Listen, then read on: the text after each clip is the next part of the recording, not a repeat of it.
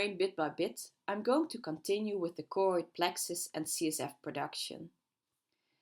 And on the brain bit by bit website, I wrote a few years ago that one of the first things about the brain I knew by heart was the ventricular system and the CSF flow, because it was quite easy and problems were like plumbing caused by blockage somewhere in the system. But with all the new models, and we're working towards the lymphatic system, CSF dynamics have become more complicated and more like predicting rain.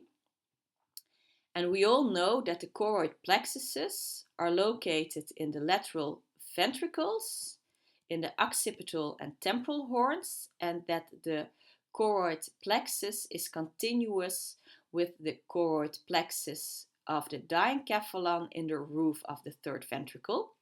And there's also some choroid plexus in the fourth ventricle.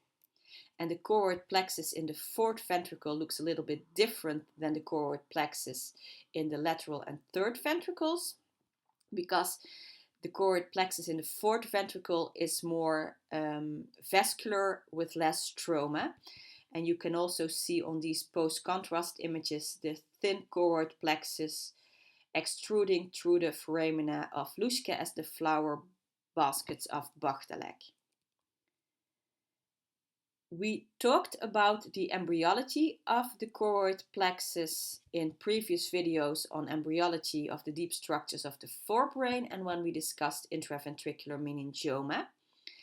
And there's a lot of remodeling of the roof plate of the telencephalon with invagination of vessels and pia, giving rise to the formation of the choroid plexus. And I've shown these images before, but they're very nice, so I'm showing them again. So you can see in this 6-week-old human embryo the infolded roof plate with pia and vessels. And this eventually leads to the formation of the choroid plexus, where the epithelium of the plexus is derived from the ependymal lining of the ventricles. And in the adult situation, the choroid plexus in humans looks like this. There are fenestrated capillaries, and the vascular endothelium is of course lined by a basement membrane. Then there's interstitium or stroma made up of connective tissue, and then there's a layer of leaky epithelial cells, and these epithelial cells have a basement membrane as well. And all these layers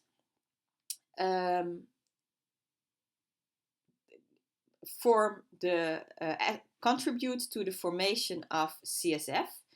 And CSF is more salty and has less proteins than the blood plasm. And when I was studying, I was wondering, why does CSF have less proteins? Why is that important? And we know that the neurons have these action potentials and they communicate by exchanging the ions on their surface. And if you have a lot of proteins, the proteins can buffer the ions. So I can imagine that if there's too many proteins in the CSF, it impairs with the neuronal function. So it's better to have less proteins and to have more ions, because the CSF is also continuous with the interstitial extracellular fluid in the brain parenchyma. The composition of the fluid in the ventricular system changes during embryology. Initially, the ventricular system is filled with amniotic fluid and there's no communication with the subarachnoid space. And we talked about that in the first videos. And also the radial glial cells, they get their nutrients and trophic factors from the amniotic fluid in the ventricular system. Then later the brain expands and there are also some blood vessels, and then you have cells in the subventricular zone and also radial glial cells in the subventricular zone. So the neuroblasts are not depending on the content of the ventricular system alone anymore. And later in embryology, there's this perforation of Magendie, and then you have CSF that is completely different from amniotic fluid. The choroid plexus in the hindbrain precedes the development of the choroid plexus in the telencephalon and diencephalon. In the hindbrain, the choroid plexus is also formed in the roof plate, like in the telencephalon. And there are cells from the upper rhombic lips that contribute to the choroid plexus in the hindbrain. And the hindbrain roof plate also secretes factors that recruit the epithelium and the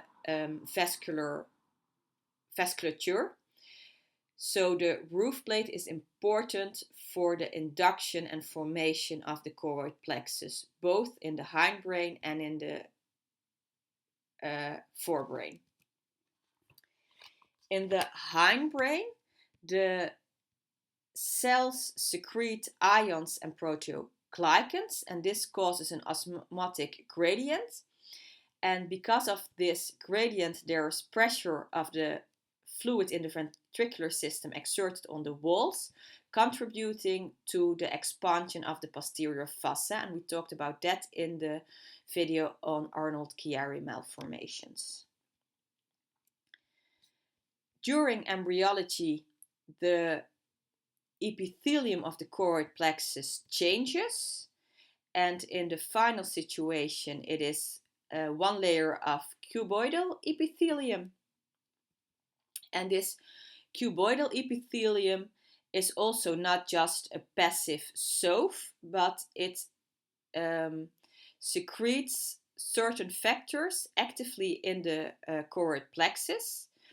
And for a long time, these things were very difficult to research because the plexus was bordered on one hand by brain parenchyma and on the other hand by blood vessels.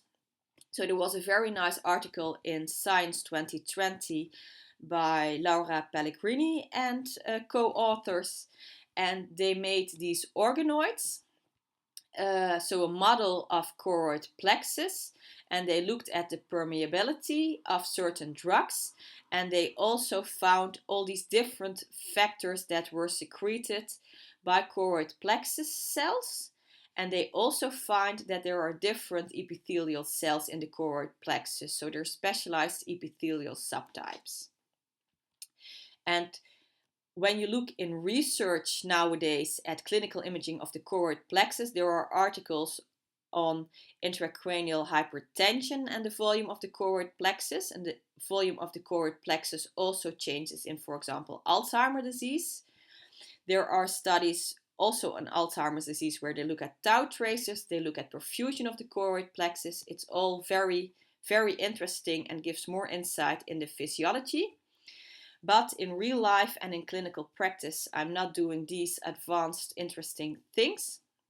The most common thing I see in the choroid plexus are choroid plexus xanthogranulomas, made up of cholesterol and lipids, and I'm going to talk about that in the next video. Thanks for watching.